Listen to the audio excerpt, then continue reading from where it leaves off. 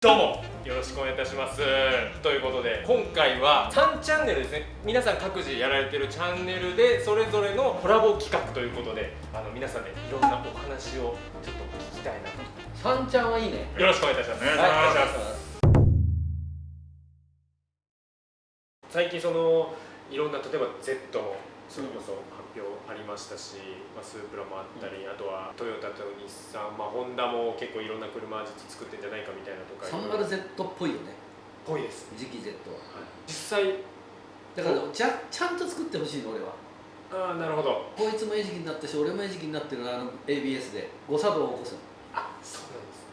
だからそういうのをちゃんとしてくれればね。俺なんかもう、ずっと言い続けてきたんだけど、そうですかってもう右から左で、こんなこと言うとまた干されるんだけどさ、だけど本当にちゃんと作ってよ。いい車なんだから、極端な言い方すると 30Z の復刻版みたいな現代版だからさ、期待しちゃうわけよ。じゃあ買った人が事故んないように満足できるように、これを改造してもいくらでもいいですよっていうさ、そういう車で世の中に送り出してほしいね。実際どうですか。お話できない方あるかもしれないですけど、今回デザインご覧になってどうでした実際。30Z っぽくていいよ。ぽくて昔の本当に初代の俺らみたいなおっさんには、なんかいい感じだなみたいな。なるほどなるほど。堀尾さんどうですか。俺まだあんま見てないんだよね。あれターボになったんですか。ターボですか。すごいね。ツインターボ6速で。俺的にはシルビア出してほしい。シルビア16を。噂ちょっとあるっちゃありますよね。なんとなく。だからやっぱり今の日産のイメージを塗り替えるには、そういうことしてほしいよね。刺激的な車と電気自動車じゃねえだろうって。日産って思い出せよ。なるほど。あんなにかっこいい車作り続けてきただろうっていうさ。やっぱ法2枚看板で Z もありで、シルビア16も欲しいね。俺的にはね。そこなんか GTR があって、勝手なイメージですけど GTR があって、そしてそれを支える2台みたいなイメージが。俺がもっとしたらやっぱり CM で A ちゃんを下ろしたことだね。日産イコール A ちゃんだろうみたいなさ。あれちょっとがっかりした。それは鉄板としてありますね。やっちゃえがちょっと薄いですもんね。違う。俺ら的には日産イコール A ちゃん。A ちゃん。森戸さんも本当好きだったからなおさら。そうですね。俺コンサートにも行った。A ちゃんのコンサートタオルまで。みんなが投げる時にタイミング見てる。そのタイミング、曲のタイミング分かってないっていう状態ですよね、それ。止まらないハーですね。だからやっぱりそういうものがね、こう染みついてるからさ、あるわけよ。いや、それやっちゃダメでしょ、日産。ね、やっちまった日産みたいな。やっちゃう、そうか。なるほど。俺らみたいに長いファンはね、日産の CM 見てきて、ずっと A ちゃんで来てたのに、それはねえだろ。確かに。そこはもう本当にお二人のもう本当車好きとしてっていうあれですね。もうどっか軽い車が欲しいですね、僕は。いや、それはもうそうですね。俺はもうちっちゃくていいから S6 の上の S1 とかさ、S1.5 とかさね、トヨタなんかもうバンバン出してるからいいわけよ。スバルも BRZ また出すし、これはもうすごい嬉しい。この地球上の子供たちに夢を与えるスポーツカー。ホンダがもうちょっと頑張ってほしいね。堀田さんはもう本当そういう軽い車が欲しいね。あんまり装備いらないんで、エンジンパワーもそんなにいらないから軽い車が欲しいですね。なるほどなるほど。スイフトの FR 版みたいな。いいねいいね。ああいう鈴木だな。なるほど。スイフト FR を作れみたいな。なるほど。あれがもうそういうのパッケージの車があったら安いし軽いしエンジンのパワーもあるし最高に楽しいと思う。確かに楽しい。鈴木だったらできるよね。なんかそういうのやりそうなイメージありそうね。いやだってカプチーノ作った時俺びっくりしたもん。いい車で。いや本当に。なるほど。K だってバカにできない走りなんだよカプチーノ。だからあれができるんだからスイフト FR ができるの。今それ欲しいな。だからハイパワーの車は出た時こいつ買わないよ。いや買えますよ。本当に欲しいですよ。そのちっちゃい。そういうもんだよ本当に。ね、その35GTR だとか NSX だとかレクサスとかいいけど何千万もするでしょ。だって俺らが小僧の頃って貧乏人で中古しか買えないわけよ。中古の中でも安いのを探すわけ。そういう子たちのために俺らは存在しなきゃいけない。まあエッチャさんの影響で AE85 僕ずっと乗ってたけど、あの車ほど車自体の仕組みを教えてくれた車はないし、とにかくいろんな分野で勉強させてくれた車なんで、でこうメンテナンスも楽だし、サーキット走っても峠走ってもめっちゃ面白かったんで、A86 乗ってる当時 S13 とか出てきたんだけど、やっぱその S13 早かったけど、やっぱ86の方が楽しかったその当時は。なるほど。すごい低いスピードでの全開感っていうのがめちゃくちゃ楽しかった。なんかそういう意味じゃ本当新しい 86BRZ って結構、まあ、僕らはそこ入ってるというかあれなんで結構近い部分。そう現行の86もそんなパワーがあるわけではないんだけど、乗ってて本当楽しいねあれは。なんかいろいろ遊べるしっていう。ちょうどいいと思うね。86BRZ だけで走ったらめっちゃ楽しい。楽しそう。だからもう 86BRZ って他とタイムを比較する車じゃない。もうそこの世界っていう。そうもう自分が改造した自分の車で楽しんで、すんげえ面白いから。いや確かに全開率ちょうどいいですね。ちょうどいい、本当にちょうどいい。そうなかなかないんで、僕は今ちっちゃい車もうだいぶ時間経っちゃってるんだけど、ちっちゃい車で遊べる車を作りたいなと思って、まだ表には出てないんだけど、将来的には量産してサーキットでみんなで例えばサーキットもっとちっこいところ、本当にミニコース、カートコースとかぐらいで楽しめる車。パワーウェイトレーションがだいぶ。いやまあまああるんで。ゴキブリ？いえチーターです。ゴキブリ。違います。ズムリムックリゴキブリ。ゴキじゃない。ゴキ。そう名前やだな。チーターってだって美しいもん。ゴキだよ。ゴキじゃないです。確かにそう見えるかもしれないですけど、ゴキじゃないです。ゴキではない。ゴキではない。でも乗ると面白いんだよ、走ると。ステファン乗られる？そう一番最初のやつね。今のはまただいぶ変わったんだけど、初期モデルというか早く出したいんだけどね。走ると面白い。いいな。もう本当面白い。いやすごい、ちょっと今度。そうだから本当にもうちょっとちゃんとやるんでね。いやすごい楽しい。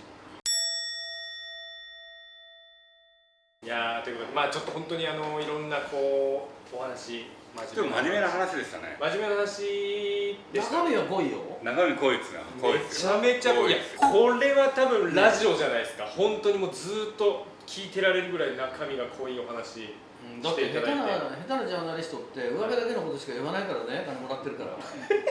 俺と俺は本音で言うからね。僕も勝手に大船乗った気分になっちゃって僕もなんかそうですよねみたいな言っちゃったのがこれ後々響くんじゃないかってちょっと今焦ってるんですけども。だけど俺とも俺も捨てるものないからね。ちょっとそのイズムでちょっと。いやだって普通のジャーナリストって仕事なくなるからね。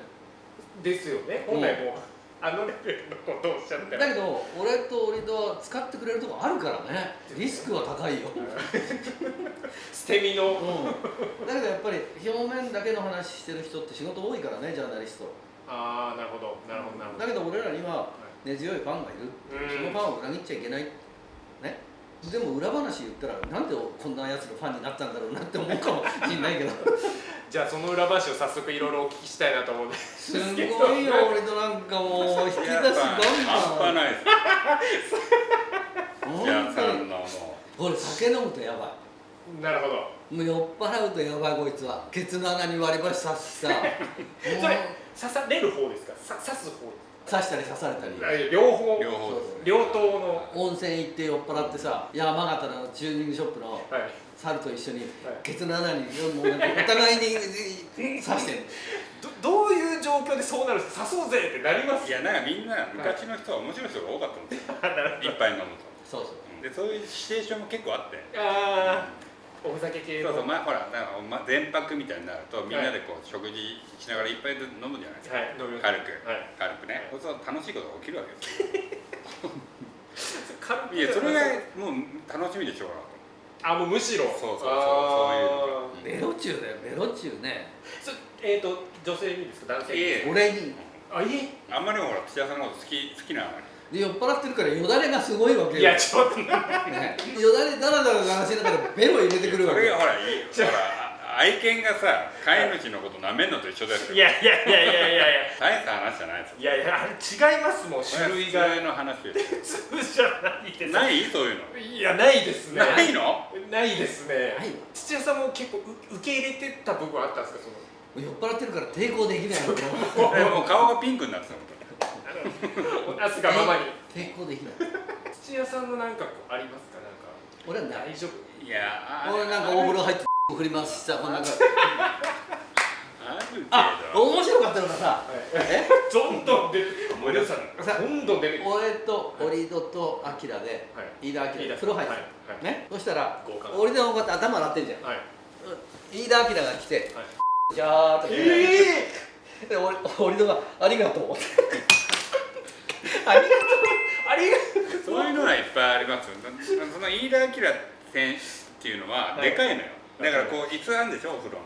あれにこう座っても電話とかついちゃう。いや、笑ってるよ。そうで、そんなに。いや、それね、後ろからこう熱湯とか流してあちゃーみたいな。で、これがまたおしっこシャンプー倍返しなわけよ。そう。アキラがこうやって洗ってるところに俺がいて、じゃあシャワーかけるねって言ったら。何やってんのかね。何やってるんですかね。いや、若い頃はそういうもんなんですよ。そういうのをこう繰り返しやってくると、大人になると、ああ、もうそういうのやめようかなみたいな。いや、そっか。そっか。あれでもかけられてる方がわかんねえんだよ。わかんない。目つむってるから。そうっすよ。だからありがとうっていうのは普通にお湯かけられたっていう。あったかい。あったかいし。わかんない。わかんない。でもいつまでたっても俺が取れないなと思ったらずっとこうシャンプーがかかって。あ、そうだ。はいはい、ありますね。だからそれを見てから、俺はこいつらとは一緒に風呂に入らない。いつか被害を。何されるかわかんないから。だからこいつと風呂入る時は絶対頭洗わない。土屋さんお風呂大好きだからね。ああ、そう。温泉大好きだから。いろいろ。実際ちらっとちょっとやっちゃおうかなって思ったことありますか。土屋さんに。何を？なんかまあ例えば。いや、土屋さん何やっても怒んないから。怒るわ。土屋さんは何やっても怒んないから。自由で。自由ですか。そう、何やっても本当ですか。いやだけどひでえ酒の飲み方してたよな。すごい。そんなたしなむ程度じゃないですよね。いやだから最初はビールじゃん。はい。そうですね。いっぱいね。最初はビール。だけど遅れてきたやつがえらいことになるよな。なりますね。ジョッキでビール、焼酎、ワイン。それを何杯も。そうそうそう。混ぜたやつです。そうそう。いや、俺全くお酒飲めなかった。はいはいはいはい。そうだけど20超えてからちょっとずつ練習してすごい好きになっちゃったんだけど、だからもうそういう場所が楽しくてしょうがない。もう本当お酒好きですね。もう大好きそういう場行って飲んで、もう上空に入っておしっこかけて。そうですね。どこでももうどこでもひどかったですひどかった。どこでももうゴジラみたいに。マーライオンみたいな。垂れ流し状態ですね。もうだから。じゃあそこまで飲まなきゃいいだろうっつって。確かに。もうでも好きだから。自分で飲んで自分でマーライオンやるからさ。別にこう飲めじゃないですよ。じゃあ飲めですよ。最初はね、最初は。後になったらもう自分でなんか焼酎一緒に持ってくる。すごい。楽しくなっちゃうんだね。まあ最近はね、あんまないですよね。そうですね。なんかあんまりこう聞かないですけどね。昔の人はすごかったですよ。今はなんかコンプライアンスだとかさ、パワハラとかさ。パワハラが特に。そんな言葉昔なかったもん。ないですね。そんなの言ったら大変なことですよ。いやもう刑事事件になっちゃうんじゃないですか。思い出すといろんなことが刑事事件になっちゃう。勝手なイメージなんですけど、マレーシアの方ってモテるっていう、これ多分皆さんもあると思うんです土屋さんはね、持ってましたよ。あれ使ったの？すごい、土屋さんは持ってましたよ。モテました。これはモテるよ。土屋さん持ってますよね。金使うの？もうだからそのもうバンバンもうどうぞ遊べ。もう普通。土屋さん、長野出身でしょ。はい。で、六本木に住んでたわけじゃないですか。めっちゃいいっすよね。すごいっす。かっこよかった、羨ましかった。補足なの？だからあれですもんね。だからほら、六本木に住んでるわけだからご飯でも何でもさ、ほらいろんな人と会えるわけですよね。すっごい羨ましかったね。補足なんだよ、考え方が。だから俺の当時って1980年代、1990年代、みんな銀座か六本木なの。車関係、トヨタ、日産、ホンダ。ね。で、偉い人、モータースポーツ部の部長、はい、あるいはチームのオーナーが銀座か六本木で飯食って飲んでる、はい、そうするとそこに住んでないとアンテナが張れない。で例えばこうやって横浜に住んでる、はいはい、俺が今どこにいるんだ、うちにいます、ああ、はい、そっか、ああ終わりね、はい、だけど、ああ、父はどこにいるんだ、はい、あ、六本木におります、はい、来いなるほど、はい、でも二つ返事で、まあそうですよね、だからほらその時大体ちょっとこう飲んでるわけじゃないですか、はい、ちょっとこういろんな話になるんですよね。俺は少なくとも着替えても10分以内に行ける、すぐ出れるんですね。だけど川崎大横浜だって住んでるやつって1時間、はい、その間に俺は来年の話をまとめちゃうから。あ、はい、わかりました。来年ですか、ぜひお願いします。1時間遅れで来たやつなんて、はい、何の話がまとまってるか知らない。なるほどなるほど。だからもう本当にない袖は触れないけど六本木に住むことがどれだけ大事か。いやだから本当に運が良かったよ、だってルマンもそうだよ、トヨタのワークスで決まったのも六本木。何人か呼んだんだよ、立会長は。はいはいはいはい、ね、トヨタのモータースポーツ部の部長、はい、立会長、はい、で飲んでた。そこで何人か呼ばれて、5、6人呼ばれたかな、そこで。いち早く行ったのが俺。ああ、なるほど。10分以内。あとはやっぱり1時間以上かかるわけ。そこで立会長が「お前なんか夜早いんだってな、はい、酔っ払ってるから」はい、あ、早いですよ、俺より早いって誰もいないと思いますよ」そうか、じゃあお前テストに乗ってみろ。それで、はあ、だからその理由で六本木に住んだっていうのもでかいな。女性とかではなく女も歩いて飲みに行けるですぐもうそのままっていう。お持ち帰りっていうのはなかなかできないよ、その金使わないと。ああ、そうか。その女の誕生日だからシャンパン抜いていいよとかワイン抜いていいよとかなるほど、そういう時はねから入っていくと。じゃあシャンパン抜くかね。年間の飲み代が3000万か4000万ぐらいかな。だから今考えればバカだなと思うよね。そんな金をこういうところに使ってたらなんて有意義な人生を送れるだろうって今は思う。今はでもその時は金は湧いて出てくると思ってたの。なるほどなるほど本当にだからなるほど、みんなで稼いだ金だからみんなで使っちゃえばいい。ああ、そういう、だから一人で六本木で使った金って一銭もない。よくだ土屋さんその頃、金は天下の回り物だっつって、まさにそうもうどんどん使っちゃえみたいな使ったら確かにまた入ってくるっていう。ああ、なるほど。やっぱバカなことしたなっていう。もうさ、俺らみたいに手堅く金貯めてこういういい人生を送りたかったなと思う。僕は貯めてないですから。いやでも坂東さんの時代もそうだよ。六本木で飯食うかで、いち早く行ったやつがやっぱりその先の話ができる。5つぐらいの話。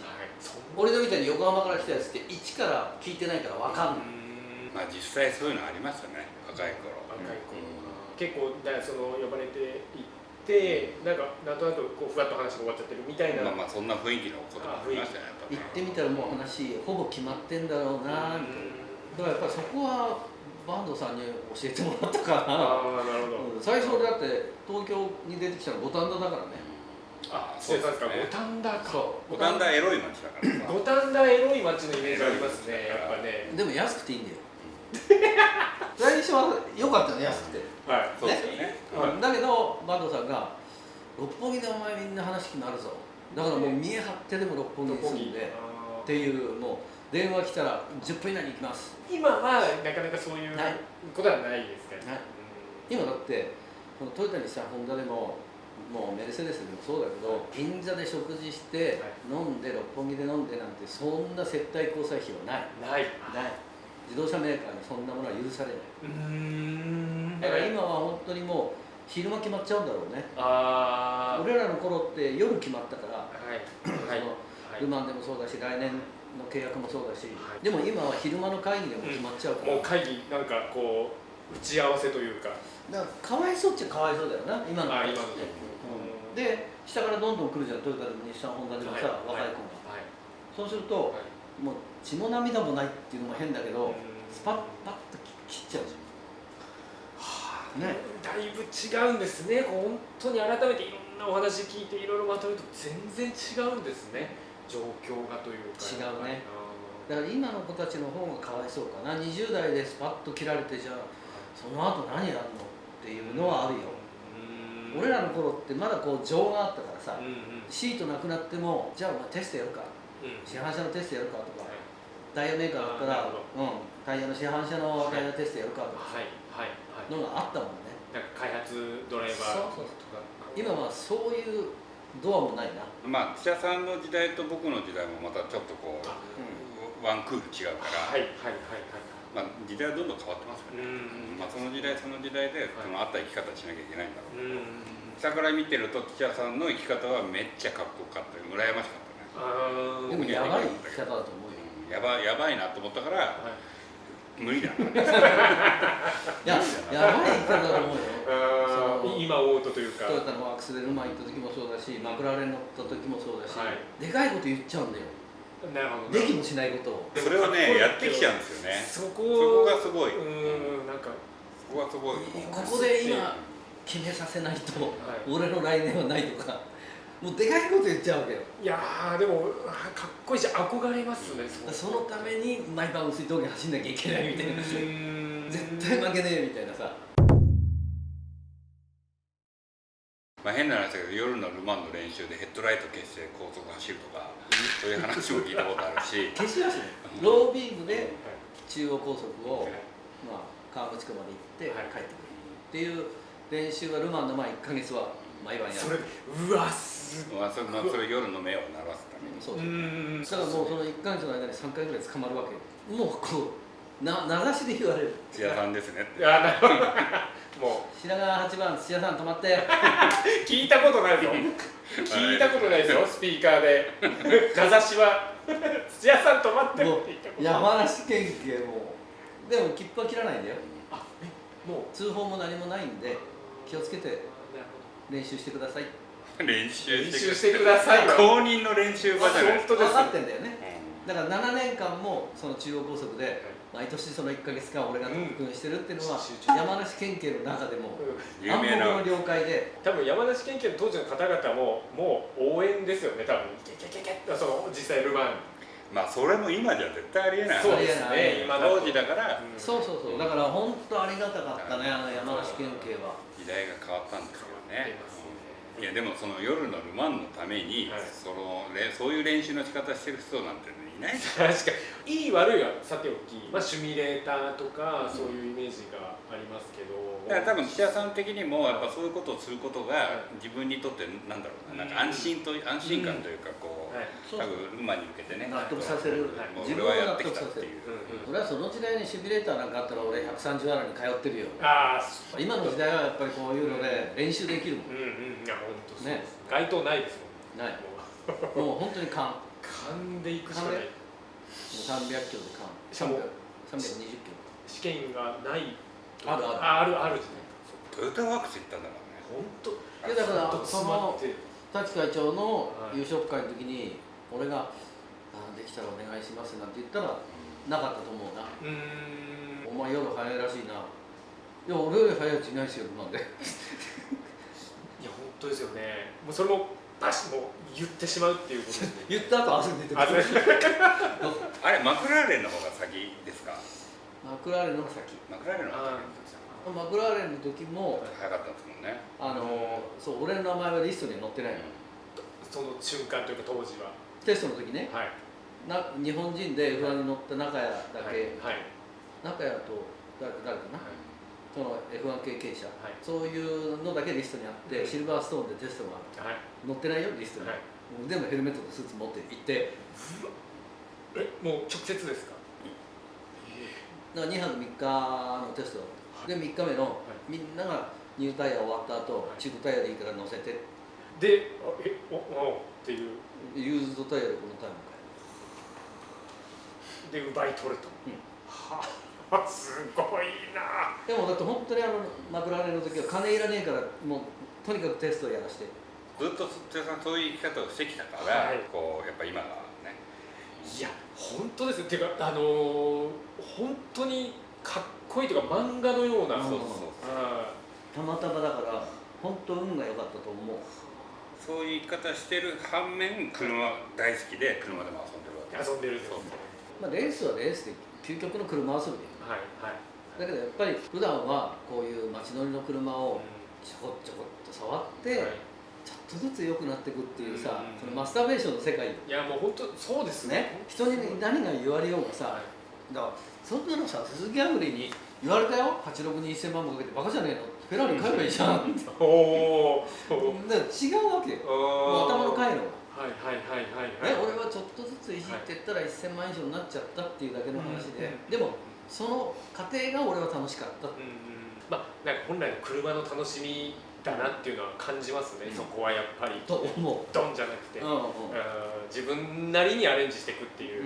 でも車ってそういう楽しさがあるよね、うんいろんな楽しさがあはる、そのドレスアップだけして、いはい。ゆっくり乗って、うん俺の車ってかっこいいな、ね洗車してきれいにピカピカにしてかっこいいな、あとは板車みたいにして、俺の車には夢があるなとか、俺らみたいにただ走ってバカみたいに走って気持ちいいなっていうやつもいるしさ、いろんな楽しみ方がありますね。だから否定しちゃいけないよね。いやもうすべての車にすべての愛が詰まってるわけですもんね。と思うそれぞれの。